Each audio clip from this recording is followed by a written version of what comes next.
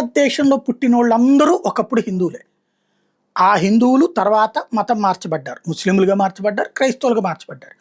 కానీ ఇక్కడున్న ఆ మూలం కారణంగానే కుటుంబ వ్యవస్థ అన్నటువంటిది. అంటే భార్య, బిడ్డ, బాధ్యత ఇయన్నీ. దీంట్లో లోపాలు ఉండవా? ఖచ్చితంగా ఉంటాయి. పురాణాల కాలం నుంచి కూడా ఉన్నాయి లోపాలు.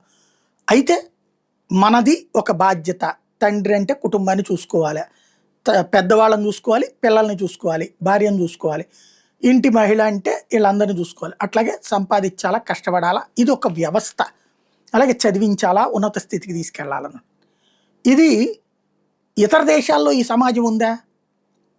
సహజీవనాలు కొన్ని దేశాల్లో, అలాగే నీ పిల్లలు నా పిల్లలు కలిసి మన పిల్లలతో ఆడుకుంటారనేటువంటి కల్చర్ పాశ్చాత్య దేశాలు. ఇలా సాగిన జీవన ప్రమాణాల్లో వాళ్ళ బిడ్డలు సరిగ్గా చదవలేకే కదా మన వాళ్ళని తీసుకెళ్ళి ఉద్యోగాల్లో పెట్టుకుంది యూరప్ దేశాలు. వాళ్ళకి అలాగా విచ్చలవిడి స్వేచ్ఛ కారణంగా వాళ్ళకి బాధ్యతాయుతమైనటువంటి జీవితం లేకపోవడం వల్ల కదా. ఇప్పుడు అదే భారతీయులు హిందూ సమాజం సంబంధించి అమెరికా కనిపెట్టింది ఏంటంటే, అమెరికాలో ఎక్కువ మంది ఉన్నత విద్యావంతులు అంటే పీజీలు, డిగ్రీలు చేసినటువంటి వాళ్ళు హిందువులే, క్రైస్తవులు కాదు. వాషింగ్టన్కి చెందినటువంటి ప్యూ రీసెర్చ్ సెంటర్ తాజాగా విషయం బయటపెట్టింది. 4 ఏళ్ల కాలేజీ డిగ్రీ పూర్తి చేసిన పట్టభద్రులు ఏ మతానికి చెందిన వారన్న దాని మీద 23-24 రిలీజియస్ ల్యాండ్స్కేప్ స్టడీ RLS పేరిట ఈ సంస్థ విస్తృతంగా అధ్యయనం చేసింది. ఉన్నత విద్యావంతులు అగ్రస్థానంలో హిందువులు, ఆ తర్వాత స్థానంలో యూదులు ఉన్నారు. అమెరికాలో ప్రతి 10 మంది హిందువుల్లో కనీసం 7 బీకామ్, BA లాంటి బ్యాచిలర్ డిగ్రీ చేస్తున్నారు. 70% మంది ఆ పైన పీజీలు చేస్తున్నారు. యూదుల్లో ఈ సంఖ్య 65% ఉంది. స్థానిక అమెరికన్లో కేవలం 35% మంది మాత్రం ఉన్నత విద్య అభ్యసిస్తున్నారు.